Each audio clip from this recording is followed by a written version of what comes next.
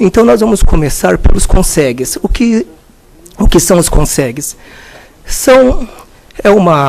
Pode falar que é uma entidade, uma organização, onde os populares daquele bairro, diretores, presidentes de associações, juntamente com os delegados de polícia da área e demais autoridades, eles vão discutir projetos para melhoria daquele bairro. Então, se está tendo muito assalto, muito roubo, muito furto de veículos, é papel do Consegue ir lá e reclamar, cobrar das autoridades mesmo, em conjunto. Maravilha? Perfeito, Consegue. Perfeito aonde? Eu moro na Chácara Flora. Então, tem um distrito, que é o 99. É um distrito que atende uma população de classe média. Então, fazem parte do Consegue aí diretores de empresas, advogados e juízes. Em contrapartida, nós temos o Jardim São Luís, e distrito do 92DP, e também tem o Consegue lá, onde os líderes comunitários vão tentar expor a resolução de alguns problemas que é totalmente diferente dos bairros mais abastados.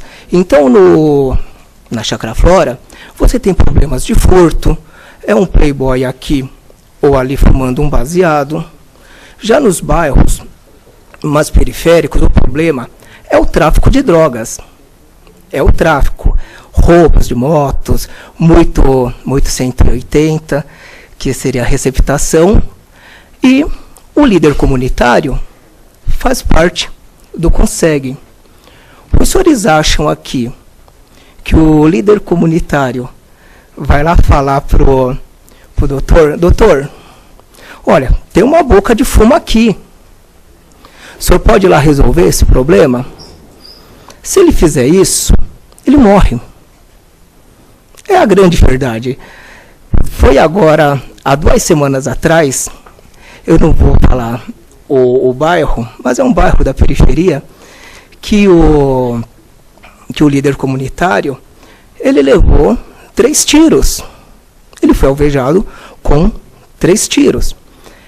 Então, a segurança que é feita no extremo sul é diferente, sim, do tipo de segurança que é feito nos bairros menos periféricos, jardins, e por aí vai.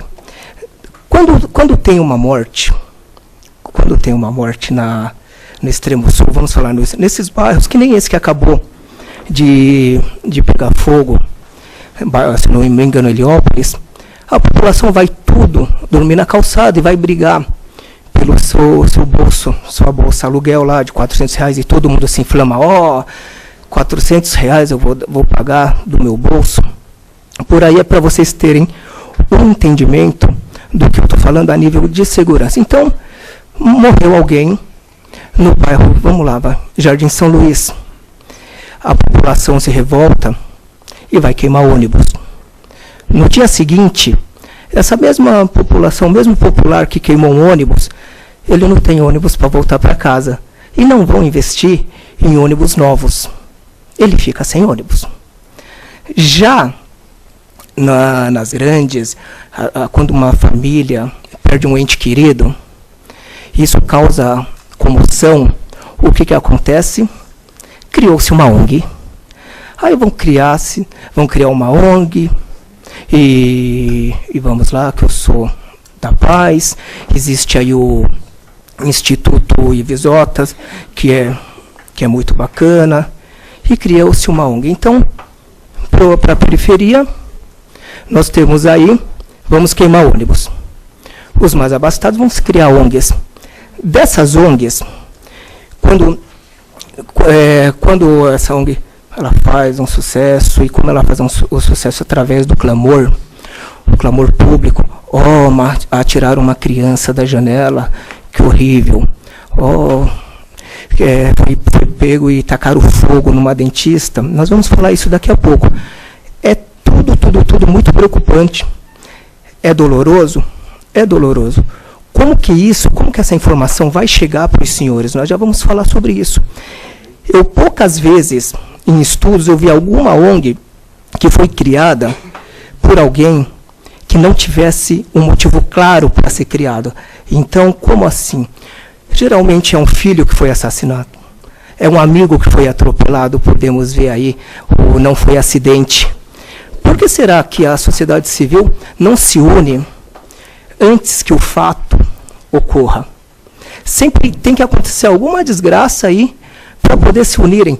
Uma das poucas organizações que eu sei e acompanho, que foi criado pela luta solitária, isolada de uma pessoa, tanto que o banner dele está aqui atrás, vocês podem ver, que da sustentabilidade humana, que é feito pelo senhor Eduardo, que é quem? Quem é o Eduardo? Ele é um empresário, um industrial de Guarulhos, que não tem na família um único caso de drogas, de pessoas viciadas em drogas, mas se preocupou em montar uma ONG para poder esclarecer, prevenir quanto aos efeitos e os males da droga. E o senhor sabe o que acontece com o senhor Eduardo? Chamam ele de louco. Falam que ele quer ganhar dinheiro, que ele quer ganhar promoção. Ele não precisa disso, ele é um industrial. Por quê? Porque ele não teve motivo algum para se criar essa ONG. E essa ONG dele está funcionando, estamos batalhando aí para estar trabalhando para tentar implantar também no Cratod, no qual eu faço parte. Então, assim, há que se tomar cuidado também com essas ONGs, quando elas vêm querendo alguma vantagem atrás. Será que realmente está preocupada ou está para fins eleitoreiros? Vocês podem verificar, isso é fácil de ver, vocês podem procurar, quantas pessoas se elegeram e se elegem às custas de uma ONG. E quando chega no, que seja no Congresso, que seja nas câmaras, eles veem o seguinte: não podem fazer nada. Tentam e são barrados ali. E aí eles percebem o quanto que é difícil se votar ou discutir qualquer projeto de segurança pública. Porque fala assim, olha, eu vou me eleger porque meu filho foi morto e a violência vai melhorar. Eu não vi nada melhorar até hoje. Continua a mesma coisa. Não tem nada melhorando. Continua a mesma coisa. Tem uma coisa que eu falo que é muito interessante, que é uma escala. Que é proporcionado pela mídia. Vocês podem ver que nós nunca estamos em paz. Sempre aparece um caso de repercussão. Termina um, começa outro. Termina um, começa outro. Parece que se espera terminar um caso para acontecer outro. E isso é interessante. Isso é interessante. Vocês podem verificar, pesquisar, nunca estamos em paz. E o clamor público? O que vem a ser esse clamor público que a gente sempre fala, que a gente sempre discute, e nós vamos chegar nesse ponto também, que vocês vão ver que interessante que é. Quando se aprova uma lei às pressas, que nem nós estamos tendo aí essas manifestações, diversas manifestações, eu quero que alguém aqui me fale quando que alguém viu alguma lei de interesse público ser votada rapidamente, às pressas, porque é de interesse público. A OAB, essa casa, ela sempre lutou pelos direitos, seja de quem for. Tem direito, a OAB briga. E aí foi vinculado, embora o Brecário já falou, é só para vocês entenderem, eu sou advogado criminalista, estou quase que diariamente no Fórum da Barra Funda, então eu tenho contato direto com promotores e juízes, e conheço promotores e juízes, assim também como conheço os defensores públicos que atuam no Cratod, e eu vou explicar. Essa PEC 37, no qual a OAB era favorável contra o seu arquivamento, para muitos que foram às ruas gritarem a PEC da corrupção. Pera lá. Para quem é advogado aqui e milita, sabe do que eu estou falando. Como eu posso investigar e não ter acesso algum a essa investigação que está sendo feita, e a mesma pessoa que me investigar vai ser a pessoa que vai me denunciar? Espera lá. Isso é gravíssimo. É gravíssimo. Deram o povo no clamor popular, que, olha, eu vou falar uma coisa que é assim, eu posso me comprometer com o que eu vou falar, mas eu duvido que 10% da população que foi para a rua estudou o que era a PEC. O que aconteceu é que plantaram que era a PEC da corrupção. Então, como o povo está cansado de corrupção, vamos votar na PEC da corrupção. Mas o que é a PEC da corrupção? A pessoa vai ver o que é a PEC da corrupção quando for investigada, sem saber que foi investigada, e o Ministério Público oferecer a denúncia, o mesmo que investigou vai oferecer denúncia, vai falar assim, doutor, mas o senhor não vai fazer nada? O senhor é meu advogado. Como eu vou fazer alguma coisa se eu só estou tendo conhecimento dos autos agora? Ah, mas é a PEC da corrupção. Nada contra o Ministério Público, pelo amor de Deus. É a PEC da corrupção. Ontem, se os senhores não sabem, eu fui vinculado que um promotor, ele foi preso por corrupção. No mesmo dia que a população, no início das manifestações, um promotor, no qual eu já fiz júri com ele, um promotor muito competente, gosto dele, ele chegou e falou, pode matar, que quando chegar aqui, eu arquivo. Esse mesmo povo é o que aprovou, dando superpoderes. Mas você está falando contra o Ministério Público? Não, eu não estou. Vai alguém aqui que tenha sido roubado, ou que foi vítima de homicídio, vai no Ministério Público. Vai falar assim, promotor, o senhor investiga isso para mim? Ele não vai investigar, porque essa competência é da polícia. Ele não sabe investigar. Então, que PEC é essa que foi arquivada? Que o povo todo foi para a rua pedindo o arquivamento. São os salvadores da pátria? Não, meus amigos. Não são os salvadores da pátria. Porque tudo depende da polícia. E a sociedade civil, de uma forma enganosa, enganaram todo esse povo e foram lá e pediram o arquivamento. Lembra que eu falei? Alguém já viu alguma coisa de interesse popular ser arquivado tão rápido? Opa, foram lá e arquivaram. Estranho. Há que se estranhar. Existe aí, quer acabar com a corrupção? É simples. Valoriza a sua polícia. Valoriza a sua polícia. Tem uma PEC, que é a PEC 300. Há uma disparidade muito grande. Quando em Brasília se ganha, um policial militar ganha 10 mil, e aqui em São Paulo ganha 3 mil. Então, essa PEC 300, por que será que a sociedade civil, ao invés de quer acabar com a corrupção, vocês sabem muito bem, quanto mais se tiver bom salário, se tiver incentivo, não tem corrupção. Quando meus clientes são presos, vamos lá falar de sociedade civil, quando os meus clientes são presos, e eu estou na delegacia e chega a família, você sabe qual é a primeira coisa que a família fala para mim? Doutor, tem acerto? Sabe, tem acerto? E eu falo assim, não tem. Se é para fazer acerto, não precisa de advogado. Eu sou advogado, eu não vou fazer acerto, eu não vou fomentar a corrupção. E hoje os novos delegados que estão aí, os novos policiais que estão aí, eles entram vocacionados. O que eu quero dizer com isso? Existe corrupção na polícia? Existe. Existe corrupção no Ministério Público, no Judiciário? Existe. Quanto que foi repatriado agora do Nicolau? Então, existe em todos os segmentos. Então, fizeram uma bandeira aí, levantaram uma bandeira, que é a PEC da corrupção. Não é.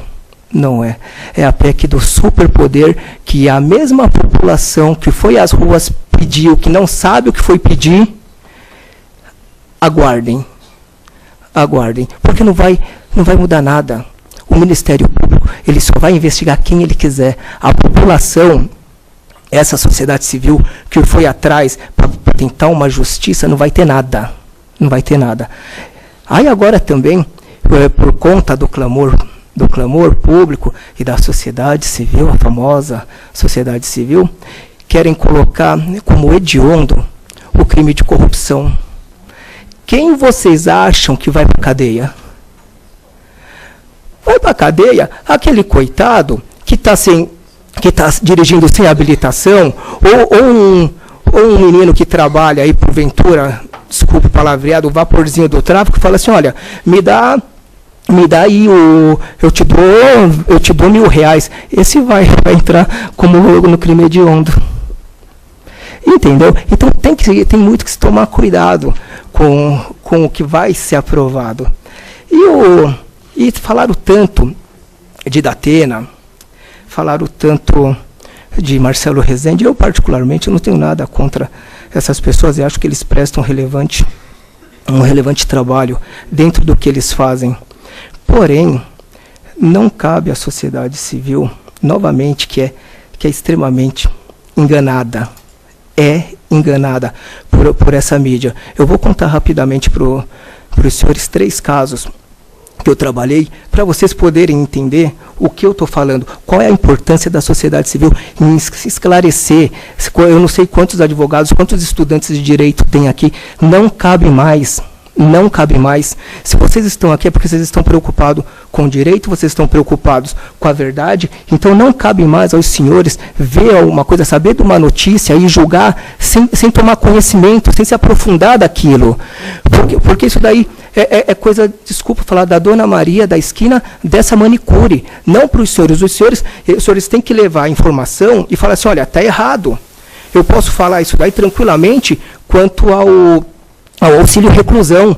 O auxílio reclusão, todo mundo grita, todo mundo fala, olha que o preso vai levar um dinheirinho aí, vamos roubar todo mundo, que se você for preso, é melhor do que ficar solto, vai ganhar. Os senhores não sabem o sacrifício que é para uma família receber o auxílio reclusão. E quem recebe o auxílio reclusão? É qualquer um que recebe? Não. Existe um regramento. É muito difícil dessa família receber. Qualquer pessoa recebe? Não. Tem que ter contribuído. Tem senadores aí, deputados que trabalham 4 anos e roubam e ainda se aposenta. Agora aquele que foi condenado por um crime, nem sempre o crime é um crime hediondo, mas crime é sempre crime, mas cometeu um erro, contribuiu, ele tem família, essa pessoa tem família, ele tem esse direito, desde que tenha contribuído a receber. Outra grande mentira, olha, os presos não querem, e isso plantam para a sociedade civil e ela compra.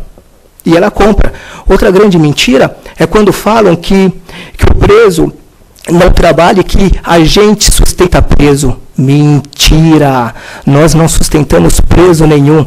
Todas quarta-feira tem filas enormes nas portas das cadeias, que as famílias que mantêm os presos lá dentro, que é o chamado jumbo. O Estado mal dá uma marmitinha superfaturada que chega podre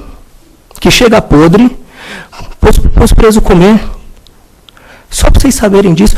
Fora isso, de domingo, toda essa família passa por uma humilhação que vocês não imaginam para poder ver aquele que está lá. Todo mundo que está lá estão presos por crimes hediondos, por crimes banais? Não, estão presos, estão pagando, e as famílias pagam junto com as suas penas acessórias. Porque quando o cara é preso, a família também é presa. A família tem um gasto estrondoso. E a sociedade civil fala o quê? Olha, nós que sustentamos, não sustenta nada. Acredite, não sustenta nada. E aí se tem um crime na mídia. Que tem um crime e aparece na mídia. E aí onde eu quero chegar? Eu estava em casa no sábado, fui acordado pelo Dr. Arles para ir atender às 9 da manhã. São parentes que estão dormindo juntos não, tá, gente? Boa. Para ir atender o caso do menino. O cara me caguetou, hein? Você viu, né? Para atender o caso do menino que ateou fogo na dentista em São Bernardo. O que a mídia vendeu para toda a sociedade? Que quem ateou fogo no menor, quem ateou fogo na dentista, foi o menor. Mentira. Não foi o menor. Quem ateou fogo na dentista foi o maior, que já tinha 2 homicídios nas costas. Mas todo mundo ainda pensa que foi o menor. Qual é a vantagem? Qual é a vantagem? A redução da maioridade. E as pessoas compram. Eu não estou aqui falando que o crime não foi hediondo, que não foi chocante. Foi. Eu estava lá, eu vi os relatos. Só que a mídia vende. E o povo todo acredita. Até hoje todo mundo pensa que quem tacou fogo foi o menor. E não foi. Outro caso, o irmão de um menino de uma banda muito famosa estrangulou a mãe. Ele estrangulou a mãe. E saiu na mídia que esse menino que estrangulou a mãe, ele era um viciado em crack. Por isso que ele estrangulou a mãe. De um lado estava um irmão deitado sobre o corpo da mãe, e do outro lado a mídia noticiando que ele estrangulou a mãe porque ele era usuário de crack. E o menino, ele era esquizofrênico. Com 22 anos, ele foi diagnosticado esquizofrênico e já tinha 2 livros escritos. A mãe tinha câncer e ele as vozes, tudo, ele ouviu falar, e as vozes falou para ele que a mãe pediu para matar, e ele contando que quando apertou o pescoço da mãe, o câncer saiu. A pena para esse menino é medida de segurança.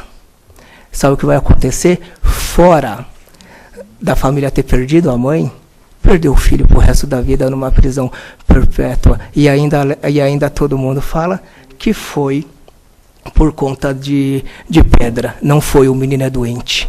Como você vai culpar alguém doente que não tem noção, não tem discernimento do que está fazendo? Mas a mídia está ali. Foi o menor que tacou fogo e foi o menino drogado. E por fim, houve um homicídio, houve uma troca de tiro em Santo Amaro, numa casa de tolerância, também foi bastante divulgado, e a mídia pegou e falou: olha, um trabalhador, enquanto estava servindo, ele foi morto, amplamente divulgado. Qual é a verdade? O trabalhador, ele era traficante e vendia drogas dentro dessa casa. E como ele tinha uma briga de tráfico, eles entraram, o traficante que fornecia a droga para ele vender lá dentro, entraram em confronto, e teve dois óbitos lá nesse confronto. E a mídia noticiou que é um trabalhador. Tomem muito cuidado com a mídia. Tome muito cuidado com a mídia. Porque ela manipula. Isso torna o nosso trabalho dentro dos tribunais, dentro dos fóruns, dificílimo. E a sociedade civil se unem. Vamos protestar contra isso, vamos criar leis sem ter o conhecimento do fato, sem estudar o que aconteceu.